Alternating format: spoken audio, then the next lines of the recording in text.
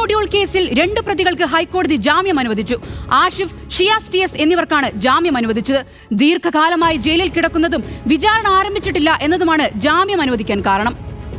വിവരങ്ങളുമായി ലീഗൽ ഡെസ്കിൽ നിന്നും ഷബ്ന സിയാദ് ചേരുന്നു. NIA കോടതി ഇവരുടെ ജാമ്യം തള്ളിയിരുന്നു. ഇപ്പോൾ ഹൈക്കോടതിയും ജാമ്യം അനുവദിച്ചിരിക്കുകയാണ്. വിശദാംശങ്ങൾ എന്തൊക്കെ?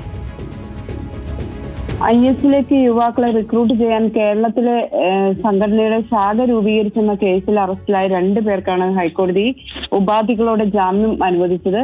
NIA കോടതി ഇവരുടെ ജാമ്യാപേക്ഷ തള്ളിയിരുന്നു. അതിനുശേഷം ഇവർ നൽകിയ അപ്പീലിലാണ് ഇപ്പോൾ ഹൈക്കോടതിയുടെ നടപടി. NIA കേസിലെ പ്രതികളായ ഷിയാസ് TS, ആഷിഫ് എന്നിവർക്കാണ് ഹൈക്കോടതി ഇപ്പോൾ ജാമ്യം അനുവദിച്ചിട്ടുള്ളത്. അതോടൊപ്പം തന്നെ ഈ ഡിവിഷൻ ബെഞ്ചാണ് ഇത്തരത്തിലൊരു ഉത്തരവിട്ടത്. വിചാരണയില്ലാതെ പ്രതികൾ ജയിലിൽ തുടരുന്ന സാഹചര്യം പരിഗണിച്ചാണ് ഇവർക്ക് ഇപ്പോൾ കോടതി ജാമ്യം അനുവദിച്ചത്. കഴിഞ്ഞ വർഷം ജനുവരിയിലാണ് NIA ഇതുമായി ബന്ധപ്പെട്ട കുറ്റപത്രം സമർപ്പിച്ചിരുന്നത്.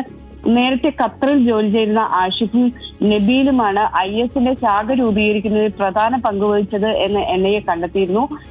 അതോടൊപ്പം തന്നെ 2023 നവംബറിൽ NIA രജിസ്റ്റർ ചെയ്ത കേസിൽ അന്വേഷണം പൂർത്തിയാക്കി കൊച്ചി NIA കോടതി 2024 ഇതുമായി ബന്ധപ്പെട്ട കുറ്റപത്രം സമർപ്പിക്കുകയായിരുന്നു. എന്നാൽ ഈ കേസിൽ ഇതുവരെയും വിചാരണ ആരംഭിക്കാത്ത സാഹചര്യം കണക്കിലെടുത്താണ് 2 പ്രതികൾക്ക് കോടതി ഇപ്പോൾ ജാമ്യം അനുവദിച്ചത്.